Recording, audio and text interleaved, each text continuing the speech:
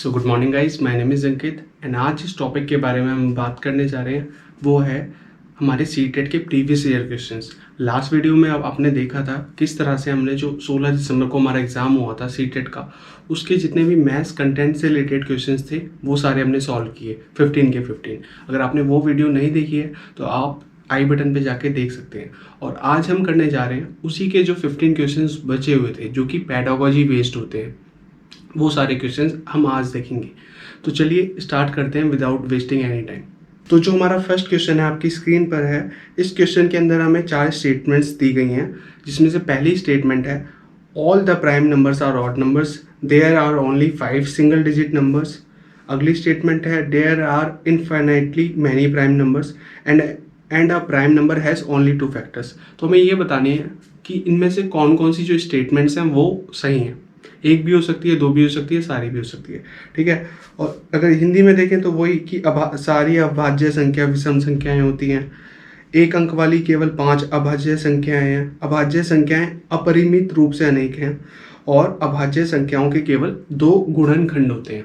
तो ये हिंदी में स्टेटमेंट्स हैं। तो हम चारों की चारों स्टेटमेंट को जल्दी से देख लेते हैं, वेरीफाई कर लेते हैं कौन सी सही है एंड कौन सी गलत है, ठीक है। तो जो सबसे पहली हमारी स्टेटमेंट है वो लिखा है all the prime numbers are odd numbers. तो अब प्राइम नंबर्स होते कौन से हैं? जिन भी लोगों को नहीं पता प्राइम नंबर्स कौन से होते हैं तो मैं उनको बता देता हूँ। प्राइम नंबर्स वो नंबर्स होते हैं जिनके केवल 2 फैक्टर्स होते हैं, या अदर वर्ड्स में बोले तो जो केवल खुद से और 1 से डिवाइड होते हैं, जैसे कि 2, 3, 5, 7, 11, 13, 17, 19, 23 एंड सो ऑन। तो ये जो नंबर्स होंगे प्राइम नंबर्स, ये इस तरह से 2 से स्टार्ट होंगे और ये जाएंगे इनफाइनाइटली तक, मतलब जितनी भी गिनती होंगी उससे बहुत बढ़ते रहेंगे। ऐसा नहीं है कि इनका कोई एक फिक्स नंबर ही है, ये एंड तक चलते रहेंगे, ठीक है। तो जो हमारी पहली स्टेटमेंट है वो लिखा है all the prime numbers are odd numbers, कि जितने भी प्राइम नंबर्स होते हैं वो ऑड नंबर्स होते हैं। अब ऑड नंबर्स क्या होते हैं? ऑड नंबर्स वो नंबर होते हैं जो कि 2 से डिवाइड नहीं हो सकते, जैसे कि 3, 9, 11, 27, ये सारे क्या होंगे? ये सारे होंगे ऑड नंबर्स।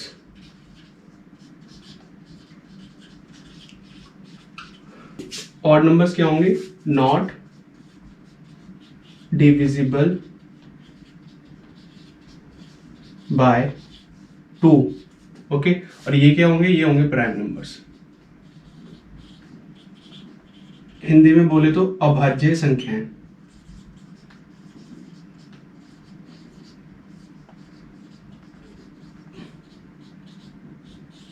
ठीक है। अब पहला स्टेटमेंट पे जाते हैं। पहला स्टेटमेंट लिखा है सारे के सारे प्राइम नंबर्स क्या होंगे? ऑड नंबर्स होंगे। ये जितने भी अभाज्य संख्या होती हैं वो क्या होती हैं? विषम संख्याएं होती हैं। तो ये यहीं पे गलत प्रूव हो गया। ये देखिए आप, 2 एक क्या है? प्राइम नंबर है, लेकिन वो एक ऑड नंबर नहीं है। 2 क्या है? इवन नंबर है, वो 2 से डिविजिबल हो सकता है। तो जो पहली स्टेटमेंट है वो हो गई गलत। और जितने भी स्टेटमेंट्स के, जितने भी ऑप्शंस के अंदर पहली स्टेटमेंट होगी वो ऑप्शंस भी गलत हो जाएंगे। तो इसके अकॉर्डिंग हमारा जो पहला ऑप्शन है वो तो गलत हो गया, ठीक है। अब अपना सेकंड लाइन देखते हैं। जो सेकंड स्टेटमेंट है there are only 5 single digit prime numbers. अब सिंगल डिजिट क्या होता है? सिंगल डिजिट मतलब कि जो हमारी गिनती होती है ना, 1, 2, 3, 4, 5, 6, 7, 8, 9, तो ये जो गिनती है इसको ही बोलते हैं सिंगल डिजिट, क्योंकि इसके अंदर केवल कितनी संख्या है? एक संख्या है। तो इसमें लिखा है कि केवल जो प्राइम नंबर्स हैं उनमें केवल 5 ऐसे नंबर्स हैं जो सिंगल डिजिट है। प्राइम नंबर्स के अंदर 5 सिंगल डिजिट नंबर हैं। अब देख लेते हैं कितने हैं। 1, 2, 3, 4। अब हमने देखा तो कितने सिंगल डिजिट प्राइम नंबर है? केवल 4 है। और इन्होंने कितना लिखा है? इन्होंने बोला है 5। तो ये स्टेटमेंट भी गलत हो जाएगी। तो जितने भी ऑप्शन हैं जिनके अंदर फर्स्ट एंड सेकंड हमारा मतलब लाइन के ऑप्शन दिया हुआ है वो गलत हो जाएंगे। जैसे कि हमारा ऑप्शन फर्स्ट एंड फोर्थ वाला गलत हो गया, एंड सेकंड, थर्ड, फोर्थ वाला भी गलत हो गया क्योंकि उसके अंदर सेकंड ऑप्शन है। और फोर्थ ऑप्शन जो हमारा है जिसके अंदर लिखा है सेकंड एंड फोर्थ, वो भी गलत हो गया क्योंकि हमने सेकंड स्टेटमेंट को गलत प्रूफ किया है अभी के अभी। ठीक है, तो हमारा ऑब्वियसली जो आंसर होगा वो होगा that will be third one, जिसके अंदर दो लाइंस दी गई हैं, थर्ड एंड फोर्थ। बाकी लाइंस भी देख लेते हैं। ये जस्ट मैं आपको इसलिए बता रहा हूँ कि एग्जाम के अंदर आपको कैसे टाइम को सेव करना होता है, सारे मतलब ये नहीं दिखाना होता कि भाई मेरे को सब आता है, जस्ट हमें सही आंसर लगा के निकलना होता है। वो आप 1 सेकंड में लगा लो, 2 में लगा लो, चाहे उस पर 2 मिनट लगा लो। ठीक है, तो अब अगला जो स्टेटमेंट है वो लिखा है there are infinitely prime numbers, कि जो अभाज्य संख्या है वो अपरिमित रूप से अनेक है, कि उनका कोई नंबर नहीं है, वो बहुत ज़्यादा है। तो ये बात बिल्कुल सही है। जैसा मैंने आपको बताया था कि प्राइम नंबर स्टार्ट तो ऐसे होते हैं 2 से, लेकिन वो जाते कहाँ तक है, इनफाइनाइट तक। कितना भी प्राइम नंबर हो सकता है, कितना भी बड़ा प्राइम नंबर हो सकता है। तो ये जो हमारी स्टेटमेंट है, थर्ड स्टेटमेंट, ये ठीक है। और जो चौथी स्टेटमेंट है वो तो खुद में ठीक है ही, क्योंकि प्राइम नंबर की डेफिनेशन ही ये होती है कि जो प्राइम नंबर होता है उसके केवल कितने फैक्टर होते हैं, उसके केवल 2 फैक्टर होते हैं। एक तो वो खुद होता है और एक होता है 1। तो जो उसका राइट आंसर होगा वो होगा third and fourth, third option. ठीक है, एंड फोर्थ, जो कि थर्ड ऑप्शन लिखा हुआ। ठीक है, तो जो हमारा अगला क्वेश्चन है उसके अंदर हमें दिया गया है, एक बच्ची है जो कि पहली क्लास में पढ़ रही है। ठीक है, तो उसके टीचर ने उसको कुछ पिक्चर कार्ड्स दिए। अब उस पिक्चर कार्ड्स में क्या क्या थे, उसके अंदर थी बैटरी ऑफ अ क्लॉक, एक जो घड़ी होती है उसकी बैटरी थी। उसकी बैटरी कैसी होती है, कुछ इस तरह की होती है, दिखा देता हूँ, इस तरह की होती है, इस तरह की एक बैटरी थी उसको। साथ ही साथ उसको दी एक आइसक्रीम कोन, जो आइसक्रीम खाते हैं ना, कोन होता है, यहाँ पे देख सकते हैं, उस तरह का कोन दिया। और एक कैंडल दी, एक मोमबत्ती दी, और एक बुक दी, और एक स्टील का ग्लास दिया। ठीक है, तो फिर टीचर ने जया जो बच्ची है उससे बोला कि जो भी सिमिलर शेप है, मतलब कि जो एक जैसी चीज़ें दिखती हैं, इन सब में से उनको साथ में कर दीजिए। ठीक है, तो उस बच्ची ने क्या किया, उसने किस किस को साथ लगाया, तो उसने साथ में लगाया एक तो आपका बैटरी ऑफ अ क्लॉक, घड़ी की जो बैटरी थी उसको, जो कैंडल थी उसको, और जो स्टील गिलास था उसको। ठीक है, तो उसने क्या कर दिया, यहाँ पे उनको कैटेगराइज कर दिया। जैसे आप देख सकते हैं उसने कौन कौन सी चीज़ें एक साथ कर दी, हमारी 3 चीज़ें कर दी और उनको अलग कर दिया। ठीक है, तो अब उसने ये किया तो ये किस क्वालिटी के बेस पे किया, यहाँ पे लिखा है common attribute. Common attribute means कौन सी ऐसी कॉमन क्वालिटी थी जो कि सबको एक जैसा बनाती थी, सिमिलर बनाती थी, या दिखने में वो एक जैसे लगने लगते थे। तो आप देख सकते हैं कि जो तीनों की तीनों चीज़ें हैं वो कैसी दिखती हैं, वो एक सिलेंड्रिकल ऑब्जेक्ट की तरह दिखती हैं। कैसे दिखती हैं, एक बेलनाकार वस्तु की तरह दिखती हैं। तो ये तीनों की तीनों उसने किस बेस पे की, उसने की क्योंकि तीनों का जो आकार था, जो शेप थी, वो कैसी थी, बेलनाकार। और बेलनाकार कैसा होता है, कुछ इस तरह का ही होता है, सिलेंड्रिकल। ठीक है, तो इसके हमारे 4 ऑप्शन है। पहला है हाइट ऑफ द ऑब्जेक्ट, कि जो वस्तु है उसकी ऊंचाई, ये गलत ऑप्शन हो जाएगा। सेकंड है सिलेंड्रिकल ऑब्जेक्ट, जो कि हमारा ऑप्शन है ही, जिसको बोलते हैं बेलनाकार वस्तुएं। थर्ड ऑप्शन था वेट ऑफ द ऑब्जेक्ट, यहाँ पे वेट का तो कोई मेंशन है ही नहीं। ठीक है, तो वेट से भी कोई मतलब नहीं है। And then fourth one is spherical object. Spherical object कौन से होते हैं, स्पेरिकल ऑब्जेक्ट होते हैं जो कि कैसे होते हैं, गोल होते हैं, गोलाकार होते हैं, जैसे फुटबॉल हो गई, ऐसे और भी चीजें हो सकती है। ठीक है, तो जो इसका राइट आंसर है वो है सिलेंड्रिकल ऑब्जेक्ट, दूसरा।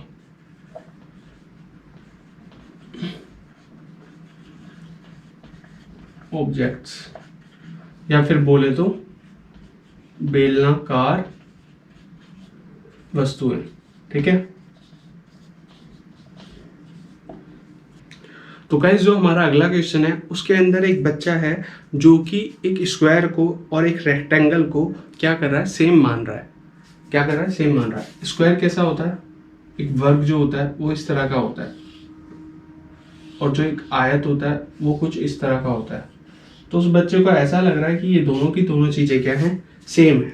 तो जो वैन हिले की जो थ्योरी है ज्योमेट्रिक रीजनिंग की, उसके अकॉर्डिंग जो ये बच्चा है ये कौन से लेवल पे है। ठीक है, तो क्या जो उनका सबसे पहला लेवल है ये उसी लेवल पे है जो कि है विजुअलाइजेशन लेवल, क्योंकि ये बच्चा उसको देखकर ही नहीं जान पा रहा कि दोनों की शेप्स में क्या है, डिफरेंस है। आप देखें तो ये कौन सा लेवल है, किसी क्वालिटी की बात तो आई नहीं है कि इसका एंगल क्या है, इसका एंगल क्या है, कुछ भी सिंपल सा। अगर कोई बच्चा दोनों शेप्स को देखेगा भी तो स्क्वायर में और रेक्टेंगल में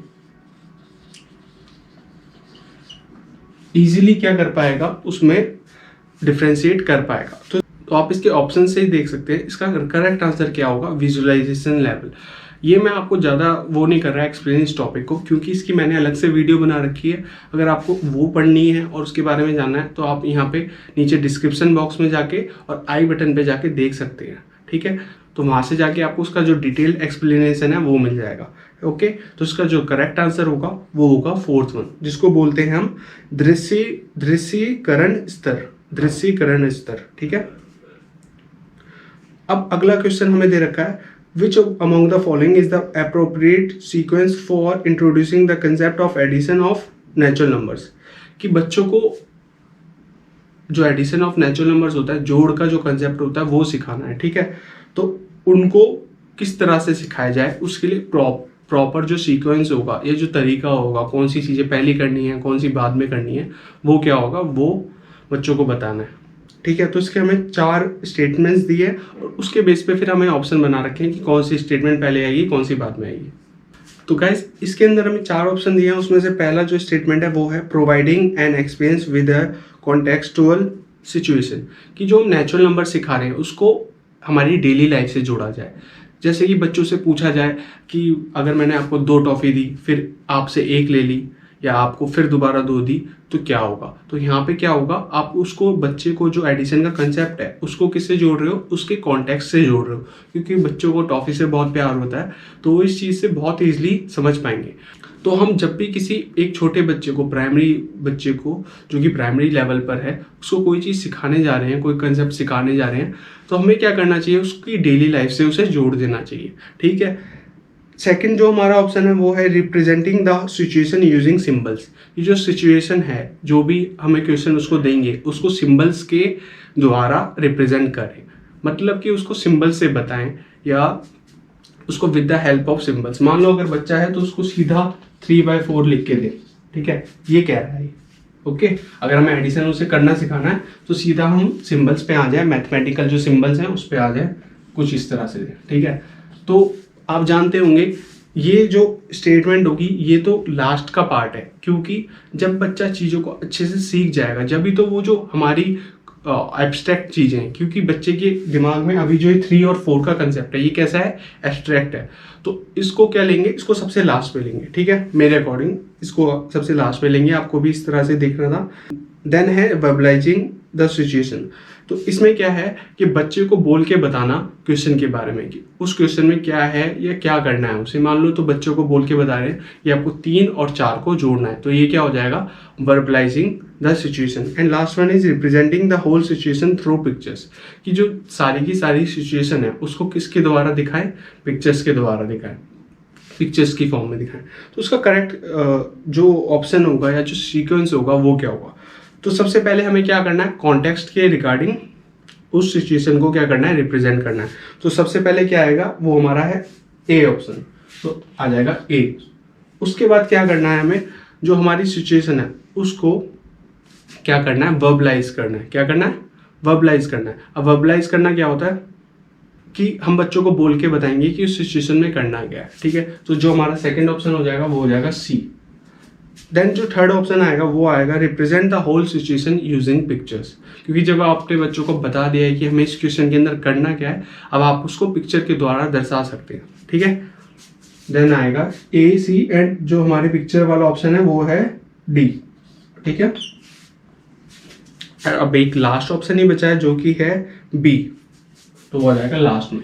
क्योंकि हमें अभी हमेशा ध्यान रखना कि जब भी हम बच्चों को कोई चीज़ सिखा रहे हैं तो जो भी एब्स्ट्रैक्ट फॉर्म में है उसको सबसे लास्ट में सिखाएंगे, क्योंकि बच्चों के लिए जो सिंबल्स हैं, ये प्लस हो गया, माइनस हो गया, डिवाइड हो गया, एक छोटा सा बच्चा है 2 साल का 3 साल का, उसके लिए ये सिंबल्स तो कोई मैटर ही नहीं करते, वो सीख ही नहीं सकते, वो तो इनका एक्चुअल मतलब जानते नहीं है। तो ये क्या होते हैं जब तक हम उनको उनके कॉन्टेक्स्ट से नहीं जोड़ेंगे। तो सबसे पहला ऑप्शन हमारा होगा कॉन्टेक्स्ट से जोड़ना, and last one will be to teach through the symbols. तो इसका जो करेक्ट ऑप्शन है वो ये है, ये ऑप्शन है आपका ACDB, ठीक है।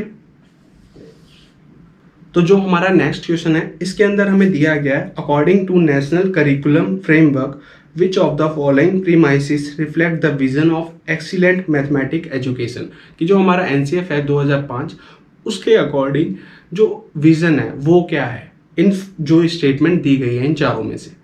कि बच्चों को अच्छी जो एजुकेशन प्रदान की जाए रिगार्डिंग मैथमेटिक्स, उसका क्या विजन है और कौन सा प्रेमाइसिस या कौन सा कथन, इनमें से कौन सी लाइन उसको सपोर्ट करता है। तो जो पहली जो लाइन है वो है, a high quality mathematics education is the one in which no student fails. कि एक जो मैथमेटिकल हम एजुकेशन दे रहे हैं बच्चों को, वो जब बेस्ट है या जब अच्छी है जब कोई बच्चा फेल ही नहीं हो रहा। तो आप खुद ही सोचिए, ऐसा तो नहीं हो सकता ना, क्योंकि जो हमारा मेन फोकस होता है वो किस पे होना चाहिए, वो हमारा लर्निंग पे होना चाहिए मेन फोकस। ठीक है, तो ये वाला ऑप्शन होता है हमारा गलत। सेकंड ऑप्शन है, mathematics education should provide varied career option to the students. जो भी हम मैथमेटिकल एजुकेशन दे रहे हैं बच्चों को, उसका गोल क्या है? उसका गोल ये है कि बच्चे जल्दी से पढ़े और एक अच्छी सी नौकरी ले ले। ये भी क्या है? ये बिल्कुल गलत है, क्योंकि जो गोल होता है पढ़ाई का वो क्या होता है? वो लर्निंग होता है, ना कि जॉब दिलाना। ठीक है।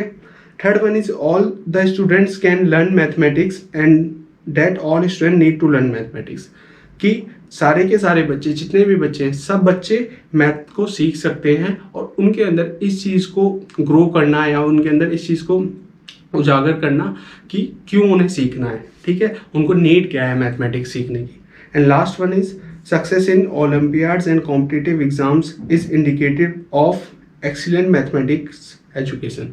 तो ये भी हमारा गलत लग रहा है, क्योंकि इसमें क्या लिखा है, success in Olympiads and competitive exam. कि जितने भी कॉम्पिटिटिव एग्जाम्स होते हैं, जैसे मेंटल मैथ्स हो गया या और कोई एग्जाम हो रहा है, वो क्या है, वो दर्शाता है हमें कि जो हमारी मैथमेटिक्स है, अगर कोई बच्चा इन सब चीज़ों के अंदर पार्ट ले रहा है तो केवल वो ही अच्छा है मैथ में। तो ये भी क्या है, गलत है। तो जो थर्ड ऑप्शन होगा वो हमारा करेक्ट आंसर होगा।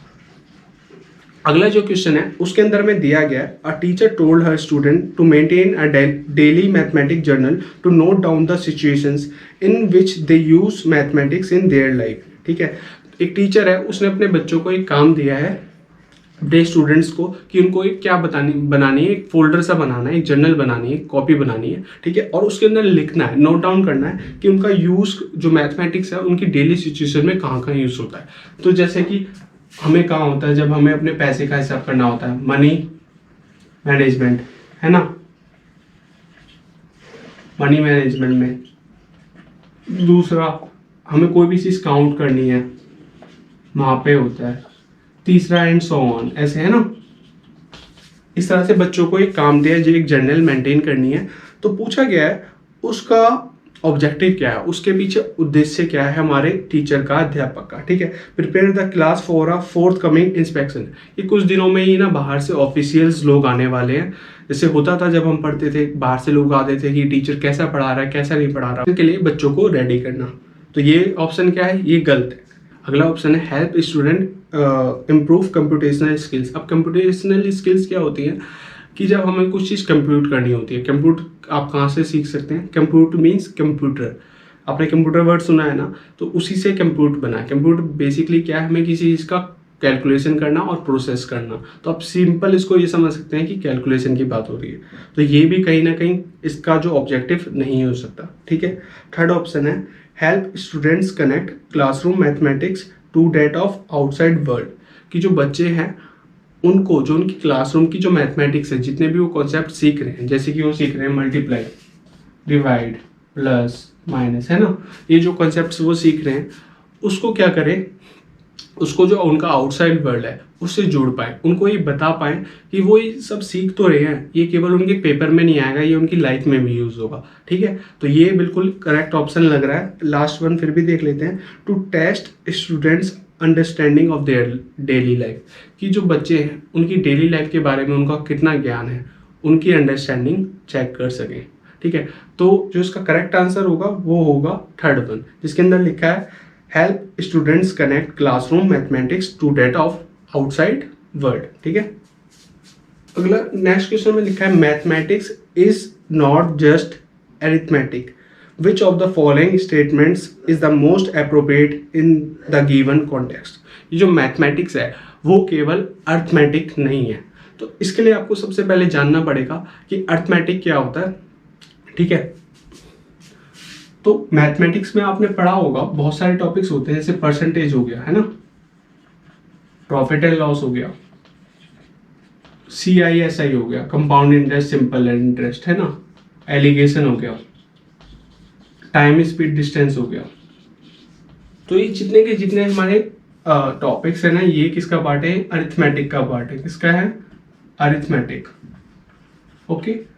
अब आपने एक चीज और देखी होगी, आपने पढ़ा होगा अब तक, हम जब पढ़ते हैं शेप्स के बारे में, एंगल्स के बारे में, लाइक ये स्क्वायर है ना, गलत बना रहा हूं कोई नहीं, ट्रायंगल है, और लाइक रेक्टेंगल है ना, जब हम इन चीज़ों के बारे में पढ़ते हैं कि इनका एरिया निकालो, इनका एंगल निकालो, इनका पेरीमीटर निकालो, तो ये सारी चीज़ें किसके अंदर आती है? ये आती है ज्योमेट्री के अंदर, है ना। एंड आ जाते हैं थर्ड पार्ट पे, जिसके अंदर आपने पढ़ा होगा 1/x + 2/x = क्या होगा, है ना। इस तरह के क्वेश्चंस होते हैं, या 2x + 3y = 15। जब हमें इस तरह की क्वेश्चन सॉल्व करनी होती हैं तो इनको बोलते हैं अलजेब्रा। ओके। तो यहाँ पे आपको ये तो समझ आ गया कि जो मैथमेटिक्स है, ये तीनों क्या है? ये तीनों मिला के मैथमेटिक्स को बनाते हैं, है ना, मैथ्स कि इनके 3 पार्ट है, अलजेब्रा, अरिथमेटिक एंड ज्योमेट्री। अब आपने ये तो जान लिया, अब मैं आपको ये बताऊंगा कि ऑप्शंस के अकॉर्डिंग क्या क्या सही हो सकता है, ठीक है। Only patterns of geometrical shapes should be taught at primary level, कि जो छोटे बच्चे होते हैं, प्राइमरी लेवल तक होते हैं, 5th तक होते हैं, उनको केवल ज्योमेट्रिकल शेप्स के बारे में ही पढ़ाया जाना चाहिए और कुछ पढ़ाया ही नहीं जाना चाहिए। तो ये ऑप्शंस तो आपको सुन के ही गलत लग रहा है, क्योंकि ये लिखा गया है कि जो प्राइमरी वाले बच्चे हैं उन्हें केवल इसके बारे में पढ़ाओ, तो ये क्या है? गलत है। अगला ऑप्शन है algebra is exclusive of arithmetic. ये ऑप्शन कहीं ना कहीं ठीक है, क्योंकि जो अलजेब्रा है उसके अंदर अरिथमेटिक नहीं होता, डायरेक्टली तो रिलेट नहीं होता, बट कई क्वेश्चंस में दे सकते हैं, ठीक है। तो इसको अभी होल्ड पे रखते हैं सेकंड ऑप्शन को। Geometry should be introduced as a separate section in the mathematics text book, ठीक है, कि जो ज्योमेट्री है उसको एक सेपरेट सेक्शन के तौर पे देखा जाना चाहिए, या उसको इंट्रोड्यूस करना चाहिए मैथ जो बच्चों की बुक्स होती है उसके अंदर। तो ये ऑप्शन भी मेरे को सही नहीं लग रहा, क्योंकि जो छोटे बच्चे होते हैं उनको आप जितना चीज़ों के साथ कॉन्टेक्स्ट के अंदर रिलेट करके पढ़ाएंगे उतना सही होगा, तो ये ऑप्शन सही नहीं है। जो लास्ट ऑप्शन है areas of mathematics like shapes, spatial understanding. Shapes तो आप जानते हैं, स्पेटियल अंडरस्टैंडिंग क्या होता है? मतलब कि अंडरस्टैंडिंग कि ऊपर कौन सी चीज़ है, कौन सी नीचे है, कौन सी दाएं है, कौन सी बाएं है, इसको बोलते हैं स्पेटियल अंडरस्टैंडिंग। जो स्पेटियल वर्ड है ये बना है स्पेस से, ठीक है। मेजरमेंट, किसी चीज़ को मापना, data handling must be given due importance या प्लेस इन मैथमेटिक्स करिकुलम। तो ये ऑप्शन बिल्कुल ठीक है, क्योंकि आपने मैथ्स में देखा होगा कि ज़्यादातर जो ध्यान दिया जाता है वो केवल इन चीज़ों पे दिया जाता है कि क्वेश्चन सॉल्व करना, अरिथमेटिक, ठीक है, आंसर्स निकालना। लेकिन ये जो चीज़ें हैं जैसे कि शेप्स हो गई और आपकी स्पेटियल अंडरस्टैंडिंग हो गई, मेजरमेंट हो गया, इन पर भी ध्यान दिया जाना चाहिए। तो ये वाला क्वेश्चन थोड़ा सा आपको कंफ्यूजिंग लगेगा, बट जो इसका करेक्ट आंसर है वो यही है कि areas of mathematics like shapes, spatial understanding, measurement, data handling must be given due importance, ठीक है। तो जो इसका करेक्ट आंसर है वो यही है, 4th वन। तो गाइज जो हमारा अगला क्वेश्चन है वो है विच of the following concepts can not be taught using deans block. तो अभी डीन्स ब्लॉक क्या होते हैं, मैं आपको पिक्चर में तो शो कर ही देता हूँ, बट आपको सामने से भी दिखाता हूँ। तो ये होते हैं डीन्स ब्लॉक, देखो कुछ कुछ इस तरह का होता है। वो ये तो नहीं होते एक्चुअली, वो रबड़ के होते हैं और उनको हम तोड़ सकते हैं और जोड़ सकते हैं, ठीक है। तो आप देख लिया आपने, ये रहे, ठीक है। तो जो हमारे यहाँ पे ऑप्शंस दिए गए हैं उसके अंदर हमें 4 ऑप्शंस दिए गए हैं कि कौन कौन सा कंसेप्ट इसके द्वारा नहीं पढ़ाया जा सकता।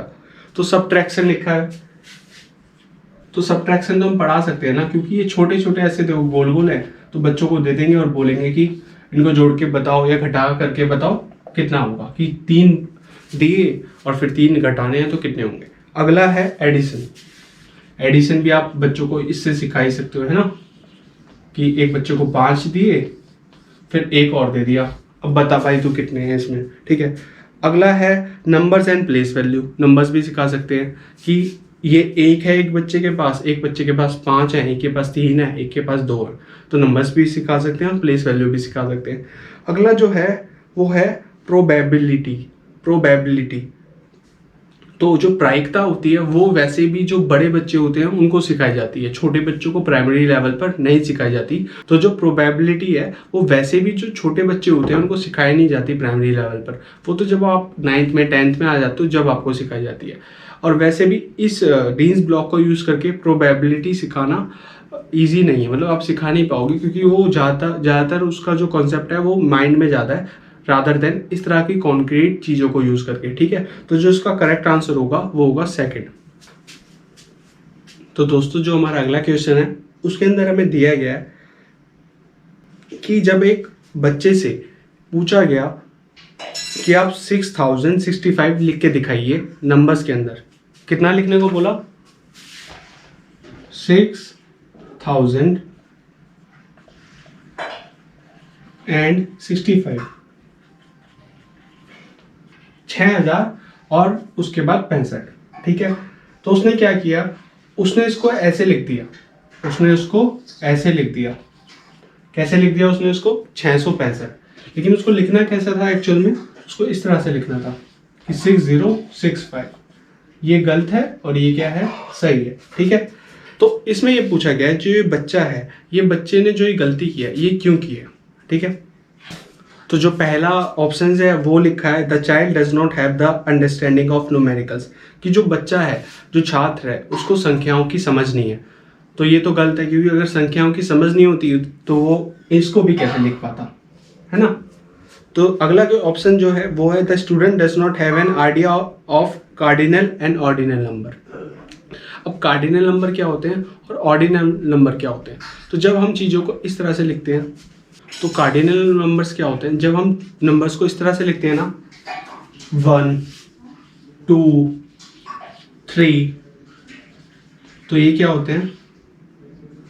ये होते हैं कार्डिनल नंबर्स, इनको बोलते हैं कार्डिनल नंबर्स, है ना। और जब हम नंबर्स को इस तरह से लिखते हैं in the rank form, first, second, third, है ना, तो इनको क्या बोलते हैं? इनको बोलते हैं ऑर्डिनल नंबर। तो जो कार्डिनल नंबर है, जो ऑर्डिनल नंबर है, उसका तो कोई यूज ही नहीं है ना, इसके अंदर कोई मतलब ही नहीं है। बच्चों को कार्डिनल नंबर आए चाहे ना आए, उसके इस एरर को करने का उस पर कोई इफेक्ट नहीं पड़ रहा। ठीक है, तो जो हमारा अगला ऑप्शन है उसके अंदर हमें दिया गया है it is an operational error. अब ऑपरेशनल एरर क्या होता है? ऑपरेशनल एरर होता है कई बार जब हम कोई भी सम सॉल्व कर रहे होते हैं, मान लो मेरे को ये सॉल्व करना है 2 + 3 - 2 + 6, तो मैं जल्दी से सॉल्व करने के चक्कर में क्या करूं, 2 + 3 तो 5 ले लिया और इसको 6 की जगह 5 ऐड कर दिया, मतलब कि कैलकुलेशन मिस्टेक। तो इसने कोई कैलकुलेशन मिस्टेक भी नहीं की है। तो जो हमारा राइट वो होगा, आंसर होगा वो होगा the student has not understood the concept of place value, कि जो बच्चा है उसको जो प्लेस वैल्यू का कंसेप्ट है वो ही नहीं आता। अब प्लेस वैल्यू तो आप सब जानते ही हैं, तो ये कंसेप्ट नहीं आता बच्चों को। ठीक है, तो इसी वजह से उसके द्वारा ये गलती हुई है। ठीक है, तो जो करेक्ट आंसर होगा वो होगा the student has not understand the concept of place value. अब जो अगला क्वेश्चन है उसके अंदर लिखा है few students are confused with the word quotient and remainder which among the following is an appropriate strategy to address the confusion of students, कि कुछ बच्चे ऐसे हैं जिनको जो कोशिएंट और रिमाइंडर का जो कॉन्सेप्ट है वो समझने में दिक्कत आ रही है, तो उनको किस तरीके से सिखाया जाए या कौन सी स्ट्रेटेजी लगाई जाए ताकि बच्चे का कन्फ्यूजन दूर हो पाए। ठीक है, तो अब मैं आपको पहले एक बार बता देता हूँ कि कोशिएंट क्या होता है और रिमाइंडर क्या होता है। जब हम डिवाइड करते हैं ना, हम ऐसे डिवाइड करते हैं ना, मान लो मेरे को यहाँ पे 50 को डिवाइड करना है, 53 को डिवाइड करना है 5 से। ओके, तो मैं ऐसे करूँगा ना, 5 का टेबल पढ़ा, 5 × 5, यहाँ पे 0, देन 3 उतारा, 5 0 0, ये 3 में से 3 में ये बचेगा 3। ठीक है, इस तरह से होगा, या सीधा आप 5 को सीधा 10 से करके वो कर दोगे। तो यहाँ पे क्या होता है, जो ये हमारा नीचे बचा इसको बोलते हैं रिमाइंडर। ओके, और इसको शेषफल भी बोलते हैं। क्या बोलते हैं? शेषफल हिंदी में। और जो ये आता है इसको बोलते हैं कोशिएंट। कई बच्चे इसी चीज को यहाँ पे लिख लेते हैं, लेकिन होता है कोशिएंट, इसको बोलते हैं हिंदी में भागफल। ओके, इसको बोलते हैं डिवाइजर और इसको बोलते हैं डिविडेंड। जिसको भाग किया जा रहा है उसको डिविडेंड बोलते हैं ठीक है। अब इसके ऊपर हमें क्वेश्चंस दिए गए हैं, मतलब कौन सी स्ट्रेटेजी लगाएं कि बच्चों का ये कंफ्यूजन दूर हो पाए। Demonstration of many division problems on black board by the teacher, कि जो टीचर है वो बहुत तरह की जो डिवीजन की प्रॉब्लम्स हैं उनको डिमॉन्स्ट्रेट करे, उनको करके बताए ब्लैक बोर्ड के ऊपर। ठीक है। अगला जो है provide worksheet to the students and ask to practice them, कि उनको एक वर्कशीट दे दी जाए जिसके अंदर बहुत सारे क्वेश्चन हो डिवीजन के इसी तरह के, और उनसे बोले कि बार बार इन क्वेश्चन को करें। ठीक है। Use concrete material and ask students to group them in different ways and observe the number of groups and items outside the group. ठीक है। तीसरा जो ऑप्शन है उसके अंदर लिखा है यूज कंक्रीट मटेरियल्स, कि जो बच्चे हैं उनको कंक्रीट मटेरियल्स दें। कंक्रीट मटेरियल्स कैसे होते हैं कि बच्चों को अलग अलग चीज़ें थे जिनको वो टच कर पाए, छू पाए। ठीक है। और वो कैसी दें, उनको दे दिया, फिर उनको उसको बांटने के लिए कहें, और जब वो बांट देंगे तो कुछ चीज़ें उसमें से बच भी जाएंगी, उनको असाइड मतलब अलग हटा के रखने के लिए कहें कि अब तुमने इतनी बांट दी, अब इतनी बच गई है, उसको अलग हटा दो। ठीक है। और जो last one is writing definition of quotient and remainder at least 20 times. तो इससे तो कुछ फायदा होना नहीं है कि आप जो भागफल है और जो शेषफल है उसकी जो परिभाषा है उसको 20 टाइम बच्चों से लिखवा रहे हैं। ठीक है। तो जो पहला था वो भी गलत हो जाएगा, क्योंकि टीचर ही डिमॉन्स्ट्रेट कर रहा है तो बच्चा तो कुछ सीखा ही नहीं ना, उसने खुद करके नहीं देखा तो उसको कुछ आएगा नहीं, क्योंकि वो ऑलरेडी कंफ्यूज है। दूसरा जो है provide worksheet to students and ask to practice them, ये भी क्या है, एक तरह से बच्चे को क्वेश्चन दे दिया और उनसे बोल रहे हैं बार बार करो करो, तो इससे भी कुछ नहीं होगा। जो थर्ड ऑप्शन है उससे होगा, क्योंकि जो कॉन्क्रीट मटेरियल है वो क्या करेगा, जो उनका एब्स्ट्रैक्ट कॉन्सेप्ट है, उनके दिमाग में जो कोशिएंट और जो रिमाइंडर है वो क्या है, एक कुछ सामने उन्हें दिख ही नहीं रहा। ठीक है। तो जब हम उनको through the help of objects सिखाएंगे कि अलग अलग ऑब्जेक्ट्स हैं, या उनको टॉफ़ी दे दी, 20 टॉफ़ी दे दी, उनसे बोला इसको बांटो, 10 बच्चों में बांटो 2-2 करके, है ना, और कितनी बच गई, इस तरह से जब हम उनको क्वेश्चन देंगे तो वो इस कॉन्सेप्ट को अच्छे से सीख पाएंगे। ठीक है। तो जो इसका करेक्ट आंसर होगा वो होगा use concrete materials and ask students to group them in different ways and observe the number of groups and items outside the group. ठीक है।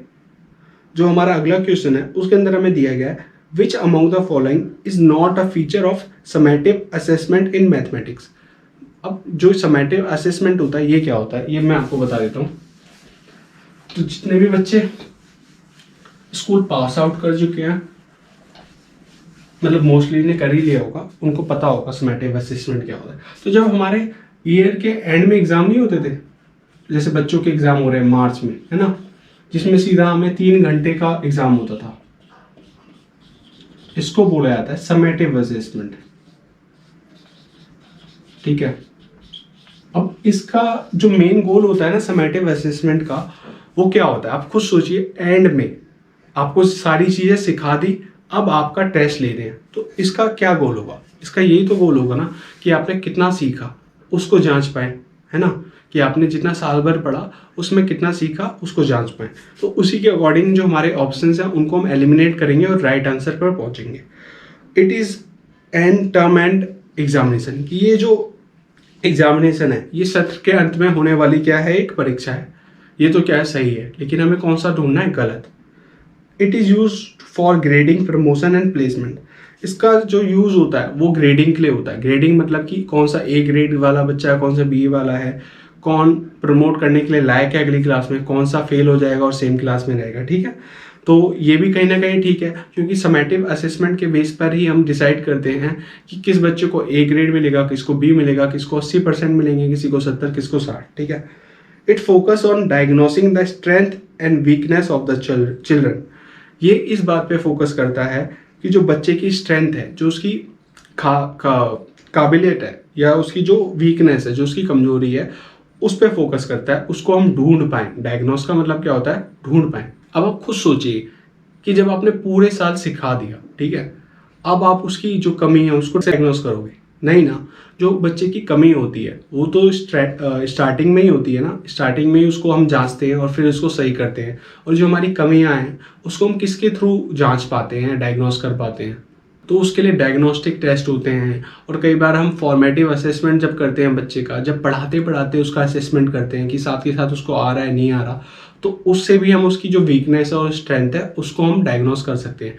लेकिन समेटिव असेसमेंट से तो कुछ नहीं होगा, ठीक है। तो जो इसका राइट आंसर होगा वो ये थर्ड होगा, it focuses on diagnosing the strength and weakness of the children, ठीक है। और जो लास्ट है, it is product oriented rather than process oriented, तो ये वाला ऑप्शन भी सही है, क्योंकि जो समेटिव असेसमेंट होता है वो प्रोडक्ट ओरिएंटेड ही प्रोसेस है, क्योंकि लास्ट में ये देख रहे हैं कि बच्चों को कितना आया, ठीक है। तो जो इसका राइट आंसर है वो होगा थर्ड। अब अपना अगला क्वेश्चन देख लेते हैं, which among the following is the most desirable feature of mathematics teaching, कि जो मैथमेटिक्स टीचिंग है, जब हम मैथ्स पढ़ा रहे हैं तो उसका सबसे डिजायरेबल फीचर क्या है, ठीक है, उसकी कौन सी खासियत है जो कि होनी ही चाहिए। Present an algorithm to the class and direct students to memorize it, ठीक है, कि बच्चों को एक एल्गोरिथम दे दिया, एक तरह का फॉर्मूला दे दिया और फिर बच्चों को कह रहे हैं उसको याद करो, उसको रट्टे मारो। तो ये क्या है, गलत है, क्योंकि जो हमारा एनसीएफ है वो ये क्योंकि जो हमारा एनसीएफ है वो हमें ये सिखाता है या ये गाइडलाइन देता है कि बच्चों को कभी भी चीज़ों को रटने के लिए ना दें, उनको ये करें कि वो उसको करके सीख पाए या किसी और वे में सीख पाए, ठीक है। तो ये ऑप्शन गलत है। जो सेकंड ऑप्शन है वो है create and post challenging and meaningful problem for the students to the students, कि जो बच्चे हैं उनको अलग अलग तरह की प्रॉब्लम्स दें जिससे कि वो क्या करें, वो सीख पाएँ। मीनिंगफुल एंड कैसी दे, चैलेंजिंग दे, कि इस तरह की सिचुएशन दे जो उनकी डेली लाइफ से कहीं ना कहीं रिलेट कर पाए और वो उसमें इंटरेस्ट दिखाएं, क्योंकि जब आप किसी चीज़ में इंटरेस्ट दिखाते हो जब भी उसको बेटर तरीके से कर पाते हो। तो यहाँ पे ये लिखा है कि चैलेंजिंग एंड मीनिंगफुल। जो अगला ऑप्शन है उसमें लिखा है instruct students to solve the problem as per the model problem solve in text book, कि जो बच्चा है उसको इस तरह से कहते हैं कि जैसा किताब में सॉल्व है, एग्जाम्पल लिख के वैसा का वैसा करते हैं, ये भी गलत हो जाएगा। Ask student to solve problems on the black board, कि बच्चों से ब्लैक बोर्ड पे प्रॉब्लम सॉल्व करवाए।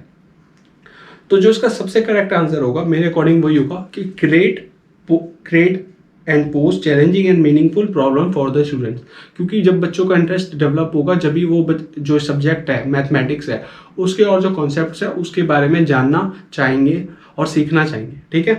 तो जो इसका करेक्ट आंसर है वो है सेकेंड ऑप्शन। अब जो अगला हमारा क्वेश्चन है ये बहुत ही मतलब कंफ्यूजिंग था बच्चों के लिए। इसके अंदर हमें एक टेबल बनाया गया है, अब उसके अंदर हमें 4 कॉन्सेप्ट दिए गए हैं, misconception, representation, estimation and comparison, ठीक है। अब मिसकंसेप्शन क्या होता है, मिसकंसेप्शन होता है कि कई बार हमें लगता है हम चीज़ों के बारे में सही सोच रहे हैं लेकिन हम सही नहीं सोच रहे होते। इसका मैं आपको बहुत अच्छा एक एग्जाम्पल देता हूँ मिसकंसेप्शन का, कि जो छोटे बच्चे होते हैं ना उनको लगता है कि जो -6 है ना वो -3 से बड़ा है ना। तो ये क्या है, ये एक मिसकंसेप्शन का एग्जाम्पल है, मतलब हम सोच रहे हैं हम सही हैं बट सही नहीं है। अगला जो है वो है रिप्रेजेंटेशन। रिप्रेजेंटेशन का सिंपल सा मतलब है किसी चीज़ को रिप्रेजेंट करना या लिख के बताना, ठीक है। वो कैसे भी हो सकता है, वो थ्रू द सिंबल्स हो सकता है, थ्रू द वर्ड्स हो सकता है, कैसे भी हो सकता है। Third one is estimation. Estimation क्या होता है, अंदाज़ा लगाना, कि हम कई चीज़ों का अंदाज़ा लगाते हैं बहुत बार।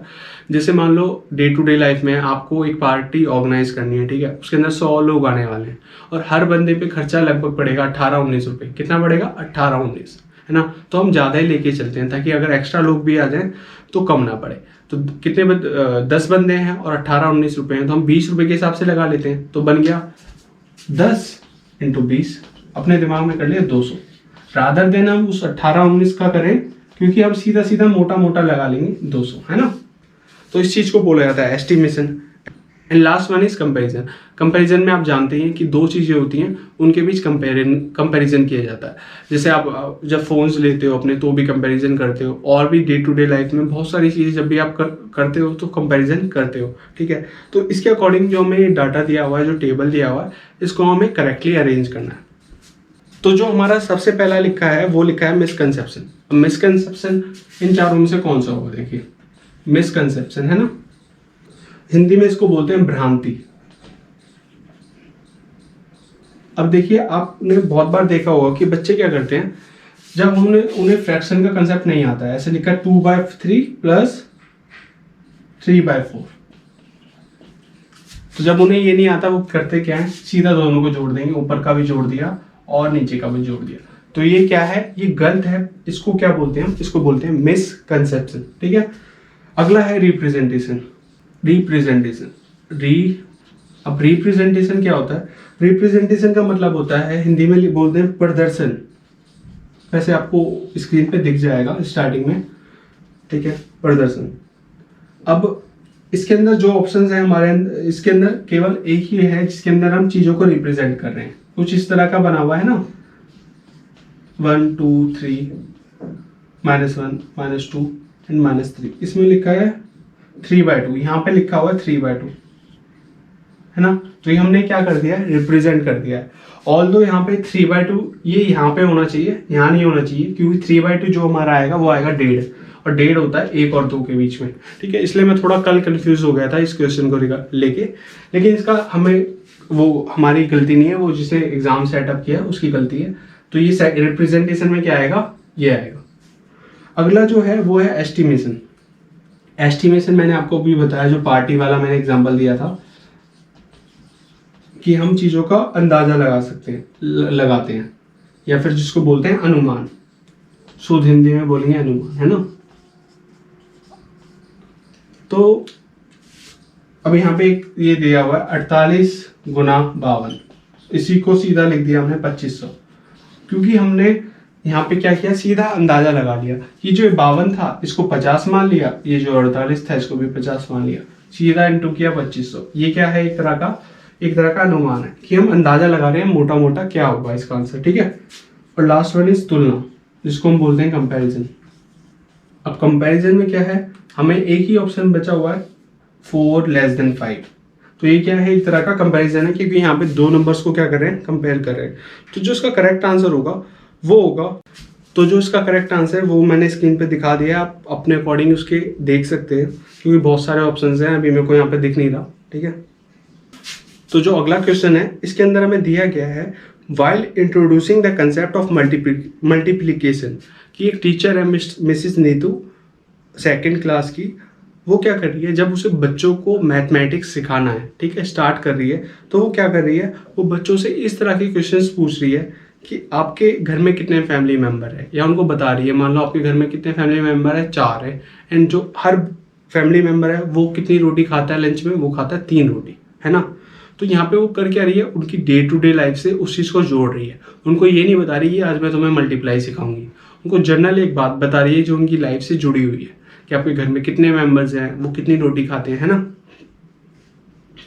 उसके बाद वो पूछती है कि अगर 4 मेंबर हैं और 3 रोटी खाते हैं हर एक, तो कितनी रोटी चाहिए होंगी लंच के लिए। ठीक है, तो what is the objective of using this type of world problem to introduce the concept. इस तरह की जो वर्ल्ड प्रॉब्लम है उसको यूज करने का, कंसेप्ट को इंट्रोड्यूस करने के लिए, कि जब आप जो भी टॉपिक है उसको स्टार्टिंग में सिखा रहे हैं, तो इस तरह की वर्ड प्रॉब्लम को यूज करने का ऑब्जेक्टिव क्या है, उसके पीछे क्या रीजन है, क्या उद्देश्य है।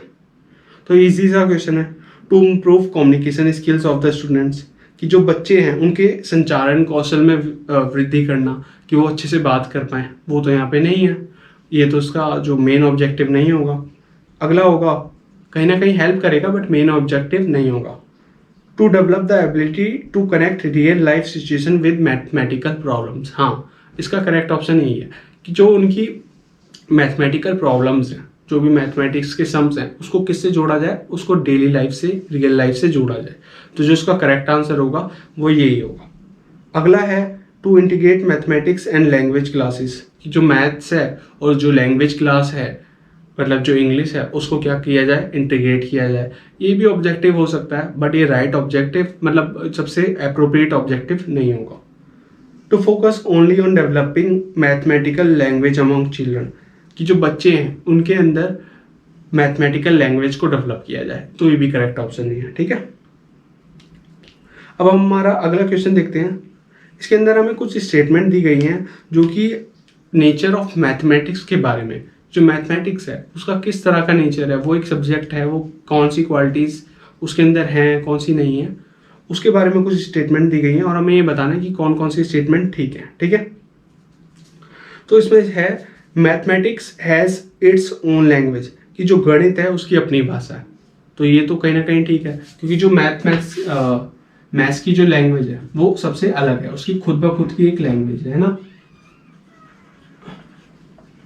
जैसे हम मल्टीप्लाई हो गया, डिवाइड हो गया, एन प्लस हो गया, और हम फ्रैक्शंस भी लिखते हैं 1/2, नंबर्स हैं, है ना।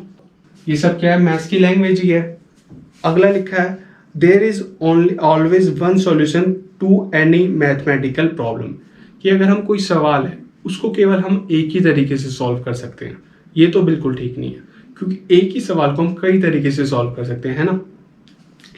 जैसे आपने देखा होगा, हमें अगर ये लिखना है 2 × 5, है ना, तो बहुत सारे बच्चे क्या करेंगे, इसको 2 × 5 कर देंगे, मतलब 2 का टेबल 5 बार पढ़ देंगे। बहुत सारे बच्चे क्या करेंगे, 5 का टेबल 2 बार पढ़ देंगे। बहुत सारे ऐसे होंगे कि 2 को 5 बार जोड़ देंगे, है ना। तो यहाँ पे 10 लाने के बहुत सारे तरीके, है ना। तो ये तो गलत हो गया, क्योंकि जो मैथमेटिक्स है उसकी जो भी प्रॉब्लम होती है उसका केवल एक सॉल्यूशन नहीं होता, उसके एक से ज़्यादा बहुत सारे सॉल्यूशन होते हैं। अब जो हमारा अगला कॉन्सेप्ट स्टेटमेंट है वो है मैथमेटिकल कंसेप्ट्स आर एब्स्ट्रैक्ट। हाँ, अब एब्स्ट्रैक्ट क्या होता है? एब्स्ट्रैक्ट वो चीज़ होती है जिसको आप टच ना कर सकें। जैसे कि मैं आपको बोलूं कि आप, बहुत सारे ऐसे बच्चे हैं वो मैथमेटिक्स को क्या करते हैं, हेट करते हैं। तो हेट जो हो गया, लव हो गया, इस तरह की जो चीज़ें होती हैं वो क्या होती हैं, एब्स्ट्रैक्ट होती हैं, क्योंकि उसको हम कहीं ना कहीं कॉन्क्रीट फॉर्म में नहीं दर्शा सकते। तो जो मैथमेटिकल कॉन्सेप्ट्स हैं वो भी कहीं ना कहीं क्या है, एब्स्ट्रैक्ट ही है। क्योंकि अगर मैं आपको बोलूँ कि डिवाइड, कि भाई डिवाइड है, डिवाइड को मेरे सामने ला के दिखा, आप ला के दिखा पाओगे कि भाई जैसे ये क्या है, ये एक पेन है। अब ऐसे ही अगर मैं आपसे कहूँ कि डिवाइड है, उसको मेरे को ऐसे दिखा, क्या होता है डिवाइड, आप नहीं दिखा सकते। वो बेसिकली है क्या, वो एक कंसेप्ट है। उसको हम यूज़ तो करते हैं in the form of concrete materials, कि हाँ 5 पेन है, 5 पेन को 5 लोगों में बांटना है, तो किस हिसाब से बांटोगे। हमने उस कंसेप्ट का यूज़ तो कर लिया, लेकिन वो कंसेप्ट खुद ब खुद क्या है, वो एब्स्ट्रैक्ट है, ठीक है। तो जो उसका करेक्ट ऑप्शन होगा वो वाला ऑप्शन होगा जिसके अंदर जो ऑप्शन है हमारा ए और सी दोनों होंगे। तो हमारे ए और सी किस में है, सेकंड में। तो जो इसका करेक्ट आंसर होगा वो होगा ए एंड सी। ओके,